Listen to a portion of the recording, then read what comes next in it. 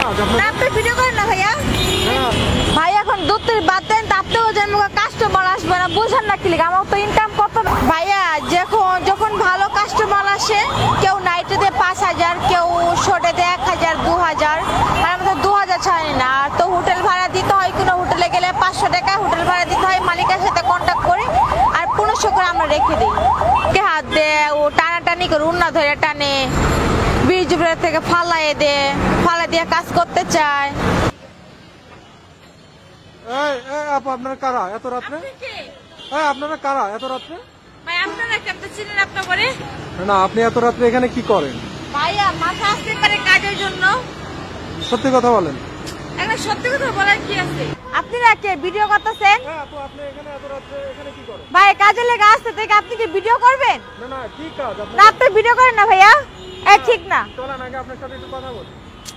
কি কথা বলবেন আপনি? দেখি আপনার সাথে একটু কথা বলি। আপনি ভিডিও করতেছেন কেন? ভিডিও রাখেন।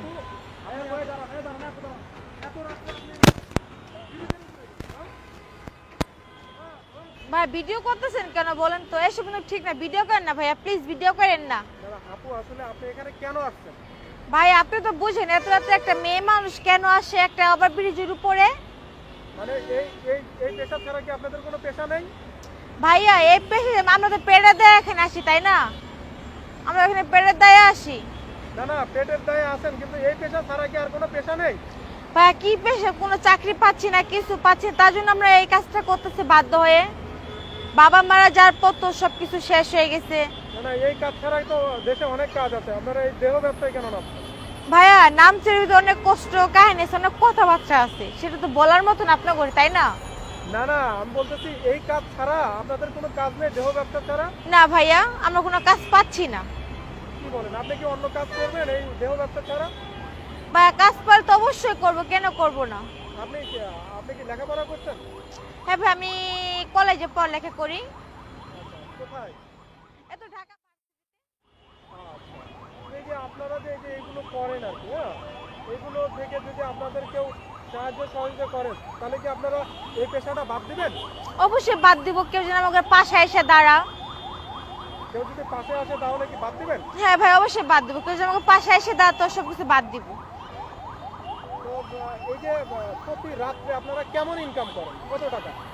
ভাইয়া যখন ভালো কাস্টমার আসে, কেউ নাইটে দেয় 5,000, কেউ শোটে দেয় 1,000 2,000, আর আমাদের 2,000 ছাড়ি না। আর তো হোটেল ভাড়া দিতে হয়, কোনো হোটেলে গেলে 500 টাকা হোটেল ভাড়া দিতে হয়, মালিকের সাথে কন্ট্যাক্ট করে আর 1500 করে আমরা রেখে দিই।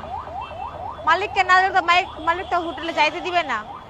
আর তো সিনেমা হল তো এখন মোটামুটি ঢাকা শহর থেকে বন্ধ। আচ্ছা আচ্ছা, বুঝতে পারছি। তো এই যে আপনারা যে এখানে কাজ করেন, এই যে শীতের রাত্রে দাঁড়িয়ে আছেন, এই যে আরেকটা আপু যে চলে গেল, ও কোথায় গেল?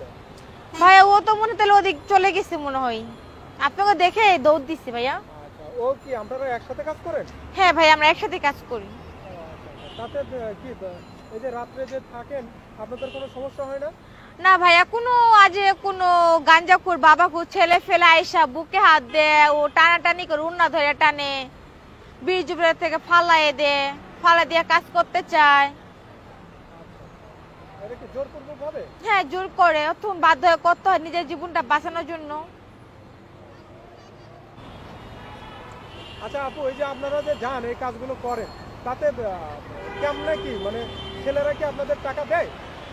ভাইয়া এখন কষ্ট কথা বলবো কি, ফোন দিয়ে বলে আমরা একজন আছি আসবে 5,000 টাকা দিব, তো যাওয়ার পর 10 জন 15 জন ধৈরা কাজ কাম করার পর মারধর করে, টাকা টুকা দেয় না, সারা রাত কাজ করে। তখন সকালবেলা বিদায় করে দেয় 100 টাকা 50 টাকা গাড়ি ভাড়া দিয়ে। এখান থেকে অ্যাডভান্স নেন না? না ভাইয়া অ্যাডভান্স চাইতে গেলে বলে বাসায় আসো অ্যাডভান্স দিয়ে দিব, বাসায় আসলে লগে লগে অ্যাডভান্স দিয়ে দিব। দেখা যাচ্ছে কি আপনারা একজনের কথা বইলে নিয়ে 3-4 জনের করে। হ্যাঁ ভাইয়া ইচ্ছা করে জোর করে না, জোর করে করে। জোর করে আবার কিছু বলতে গেলে মারধর করে, বলে পুলিশে দিব, হ্যান করবো তেন করবো, মারবো খুন করবো এসব বলে।